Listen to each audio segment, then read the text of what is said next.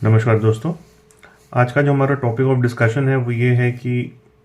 किस तरीके से हस्बैंड्स अपने आप को फॉल्स मैट्रिमोनियल केसेस से बचा सकते हैं। अब क्या होता है कि मैट्रिमोनियल केसेस जो होते हैं वो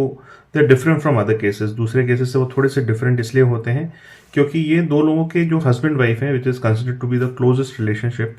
उसको उन दोनों के बीच में ये केस होता है। तो इसीलिए कोर्ट की जो अप्रोच भी होती है इन सच केसेस थोड़ी सी अलग होती है। ये थोड़ा सा आइडियली कोर्ट्स को इस तरीके से मतलब लॉ कहता है कि कोर्ट्स को थोड़ा सा एक पर्सनल अप्रोच दे करके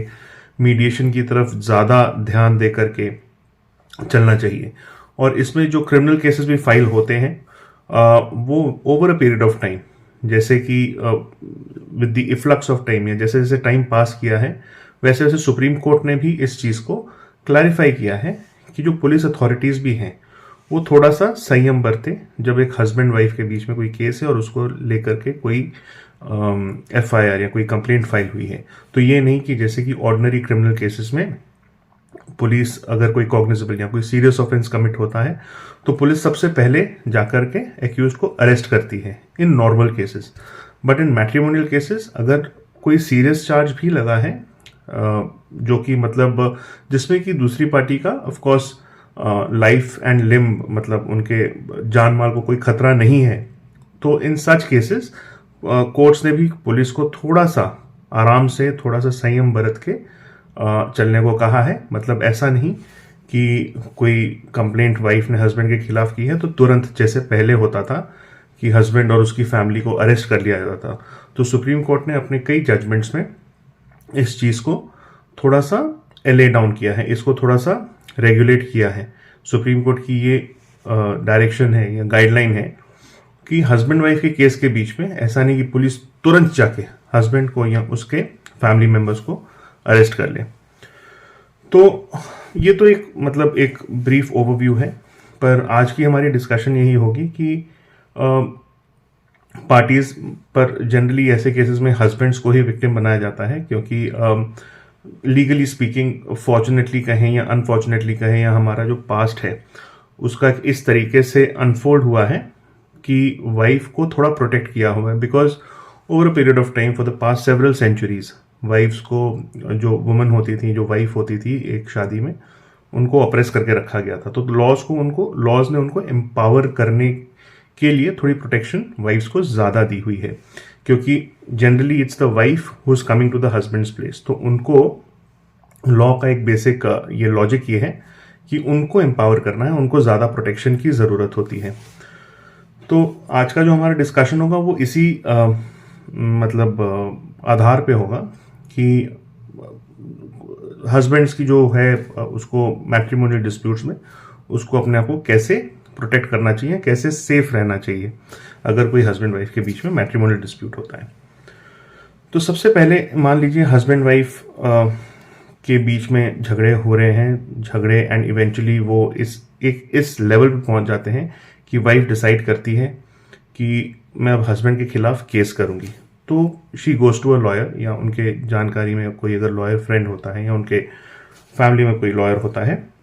तो उनके पास जाते हैं। तो फर्स्ट ऑफ ऑल लॉयर उनसे ये समझने की कोशिश करेगा कि किस तरीके की मतलब उनके साथ चीज़ें हो रही हैं या किन चीज़ों से वो परेशान है, जो वाइफ है वो किन चीज़ों से परेशान है। तो अगर तो हस्बैंड वाइफ के बीच में जो फिजिकल असॉल्ट वगैरह हस्बैंड ने किया है या उनके इन लॉज ने किया, तो वाइफ अगर उन चीज़ों का कंप्लेंट करती है या हस्बैंड उनका ध्यान नहीं रखते इन द सेंस कि उनको पैसे वगैरह नहीं देते या उनको बहुत बुरे तरीके से ट्रीट करते हैं या हो सकता है सेक्सुअल ऑफेंसेस भी कमिट करते हो, अननेचुरल जो पेनिट्रेशन होता है, जो सेक्स होता है वो करते हो, तो ये सारी चीज़ें वाइफ जाकर के अपने लॉयर को कहेंगी अगर ये सारी चीज़ें होती हों। तो in such a situation there are 3-4 things that the lawyer might suggest. उनके लॉयर उनको ये सजेस्ट कर सकते हैं कि सबसे पहले आप एक डोमेस्टिक वायलेंस का केस कर सकते हैं क्योंकि डोमेस्टिक वायलेंस जो होता है इट कॉन्स्टिट्यूट्स वेरियस थिंग्स। मान लीजिए वाइफ को अगर आप मारते पीटते हैं दैट कॉन्स्टिट्यूट्स डोमेस्टिक वायलेंस। अगर वाइफ को मतलब उनकी मदर इन लॉ या उनके जो हस्बैंड हैं या उनके हस्बैंड की फैमिली से कोई उनको अब्यूजिव लैंग्वेज में बात करते हैं, that also constitutes domestic violence. अगर सेक्सुअली उनको असॉल्ट करते हैं या सेक्सुअली उनके साथ कुछ गलत काम हस्बैंड करते हैं, that also constitutes domestic violence. और मान लीजिए उन्हें पैसे नहीं देते हस्बैंड, या उनको पैसों से वंचित रखते हैं, या उनके हाथ में बिल्कुल ही उनका हाथ खर्चा या कोई चीज़ नहीं देते, तो that constitutes domestic violence as well. तो इन सच अ सिचुएशन सबसे पहली चीज़ तो एक लॉयर जो है वाइफ का, वो उनको सजेस्ट करेगा कि एक डोमेस्टिक वायलेंस का आप केस कर सकते हैं। सेकेंडली वो ये भी कह सकते हैं कि आप पुलिस अथॉरिटीज़ के पास जाके एफआईआर फाइल करें, मेंटेनेंस का केस भी लगा सकते हैं। एंड इवेंचुअली हो सकता है कि अगर चीज़ बहुत ज़्यादा बढ़ गई हो कि दोनों एकदम ही साथ नहीं रह सकते, तो the lawyer might advise them to file a case for divorce as well. अब ये सारे जो केसेस हमने बताए, डोमेस्टिक वायलेंस का, क्रिमिनल केस का, डिवोर्स का, इनमें अगर हस्बैंड्स के खिलाफ गलत केस अगर दर्ज किया गया है, तो what is it that the husbands can do. देखिए, सबसे पहले तो अगर वाइफ डिजर्ट करके चली गई है, अगर छोड़कर चली गई है, गलती वाइफ की तरफ से ही है, पर जस्ट टू टेक रिवेंज या किसी रिवेंज की भावना से या बदले की भावना से वाइफ ने अगर ये सारे क्रिमिनल केसेस किए, तो सबसे पहले हस्बैंड को एक रेस्टिट्यूशन ऑफ कॉन्जुगल राइट्स का केस होता है। Restitution of conjugal rights is quite opposite to divorce case. Divorce case में द पार्टीज से one of the parties says कि मैं इनके साथ नहीं रह सकता या रह सकती। रेस्टिट्यूशन ऑफ कॉन्जुगल राइट्स में the party who is filing the case says कि मैं तो इनके साथ रहना चाहता हूं या रहना चाहती हूं, पर ये मेरे साथ नहीं रहना चाह रहे, और वो कोर्ट को कहते हैं कि you kindly direct them to come back and stay with me. तो I hope that's clear. Restitution of conjugal rights का जो केस है, it is quite opposite to a divorce case. Let's say for example, wife झगड़ा करके husband को छोड़कर अपने मायके चली गई है, अपने घर चली गई और वहां जाके रह रही है, तो इन दैट केस हस्बैंड एक तो डिवोर्स का केस, अगर if he is so advised based on facts and circumstances of the case, तो हस्बैंड डिवोर्स का केस फाइल कर सकते हैं। Otherwise if the husband wants to stay with the wife और वाइफ वापस नहीं आ रही, तो the husband can file a case for restitution of conjugal rights, requesting the court और प्रेइंग द कोर्ट के सामने एक पिटिशन लगा के वो कोर्ट को रिक्वेस्ट कर सकते हैं कि आप मेरी वाइफ को डायरेक्ट करें कि मैं तो उनके साथ रहना चाहता हूं, वो मेरे साथ आके नहीं रह रही। तो let's say the wife has left the husband and not coming back, और husband restitution of conjugal rights का केस अगर फाइल करते हैं, तो क्या होता है, कल की डेट में मान लीजिए वाइफ पुलिस में जाकर के कंप्लेंट करती हैं कि मेरे हस्बैंड ने फलाना चीज किया, मैं उनके साथ नहीं रहना चाहती, तो the husband can come and show the police कि देखिए मैं तो अपनी वाइफ के साथ रहना चाहता हूँ, she does not want to come and stay with me. तो इन दैट केस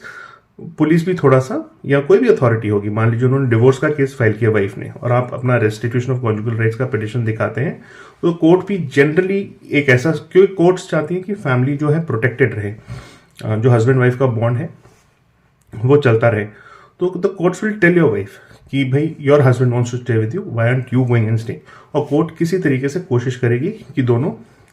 एक साथ हो जाएं या किसी तरीके से चीज को ठीक किया जाए। तो एक ये केस आप फाइल कर सकते हैं। दूसरा ये है, कई बार जो लड़के वाले होते हैं वो क्या करते हैं कि अपनी प्रॉपर्टीज अगर उनके नाम पे कुछ होती हैं या कोई एसेट्स उनके नाम पे होते हैं, तो वो बेचना स्टार्ट कर देते हैं। दैट इज फ्यूटाइल, उसका कोई फर्क नहीं पड़ता, क्योंकि द कोर्ट एक दिन में कोर्ट में 50, 60, 70, कई बार 100 मैटर्स भी लगते हैं। तो the court see through all of this. Court को ये सारी चीज़ों का पता है कि आपने मतलब कोई पिटिशन कोर्ट में फाइल हुई, उसके 6 महीने, साल भर पहले, 2 साल पहले कोई चीज़ को आपने सेल ऑफ किया है, या आपने कहीं नौकरी छोड़ करके ये दिखाने की कोशिश की कि मेरे पास तो मेरे अकाउंट में कोई पैसा नहीं आ रहा, तो all of that is futile, वो करने की कोई ज़रूरत नहीं है। आप ये चीज़ ज़रूर कर सकते हैं कि अगर आपके साथ प्रताड़ना हो रही है, आपकी वाइफ अगर कर रही है और एक इस लेवल पर जा चुकी है कि आप उसको टॉलरेट नहीं कर सकते, या आपके इन फैमिली मेंबर्स के साथ वो बहुत, तो you can go and file a normal complaint before the local police station,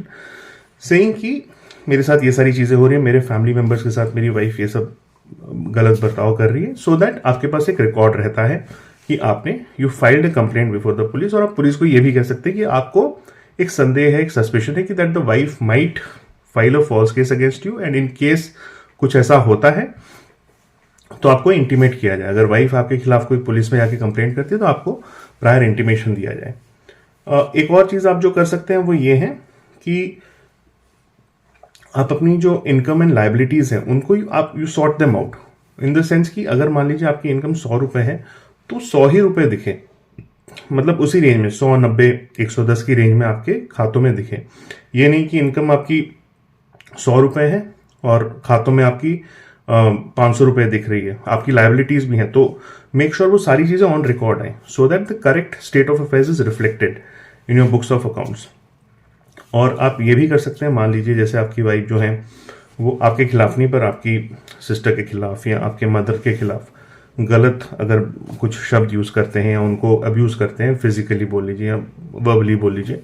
तो they can also file a case of domestic violence against your wife in the court. तो ये कुछ चीजें हैं जो कर सकते हैं। अपार्ट फ्रॉम दैट देखिए, वी होप कि मतलब ये सारी चीज़ों की ज़रूरत ना पड़े, बिकॉज जो हस्बैंड वाइफ का जो होता है that's a family thing. So the idea is कि the fabric of family should be protected. तो ये सारी चीज़ें जो आपको बता रहे हैं वो इसलिए बता रहे हैं ताकि कोई गलत केस अगर किसी के खिलाफ हो, how they can protect themselves. Because जो हमारी सोसाइटी का जो फैब्रिक है, laws should help in preserving the basic fabric of the society. ऐसा नहीं कि जैसे कई इंस्टेंसेस में देखा गया है जो वुमेन एम्पावरमेंट वाली लॉज हैं ये कई बार मिसयूज होती हैं। सो ये मिसयूज नहीं होना चाहिए, बिकॉज अल्टीमेटली क्या होगा कि अगर ज़्यादा मिसयूज होती है तो एक बैकलैश भी होता है इन लॉज के खिलाफ, जो कि आजकल देखा भी जा रहा है कि धीरे धीरे उन लॉज को फिर डाइल्यूट कर दिया जाता है और अल्टीमेटली जो उनके बेनिफिशरीज हैं, इंटेंडेड बेनिफिशरीज हैं, जैसे वुमेन एम्पावरमेंट लॉज के अल्टीमेट बेनिफिशरीज वो लेडीज़ हैं जो remote corners of the country में रहती हैं, जहाँ पर कि ठीक तरीके से उनको फैसिलिटीज़ नहीं मिलती या जहाँ पर उनको जस्टिस नहीं मिलती, या फिर अर्बन सेंटर्स में रहते हैं पर रह करके उनको वहाँ पर बेसिक नेसेसिटीज़ ऑफ लाइफ नहीं मिलती, या फिर एक्सेस टू जस्टिस, कोर्ट की एक्सेस उनके पास ठीक से नहीं है। तो all these laws are meant to help those people. अगर लोग इसे मिसयूज करना स्टार्ट कर दें तो अल्टीमेटली एक सोसाइटी में एक ऐसा सिचुएशन आता है जहां पर then you start changing laws, तो फिर ultimately it will prove counter productive to the people who are misusing it and to the people for whom it is intended to empower. So with that मैं इसी note पे and करना चाहूँगा कि let's preserve the unit of family. Families are important. उसको ये laws वगैरह तो सारी ठीक है, बट अगर कुछ गलत हो रहा है किसी के साथ then you take the course of courts. Otherwise बैठ करके अपने फैमिलीज में या कोई किसी ऐसे बंदे को बीच में बिठा करके जिसकी बातें सब सुनते हो, sort these differences out. With that I'll take your leave. अगर आपको लगता है कि किसी को इस इंफॉर्मेशन से फ़ायदा हो सकता है तो you can share it with them, because the idea is to help as many people as possible. With that I'll take your leave. Thank you and goodbye.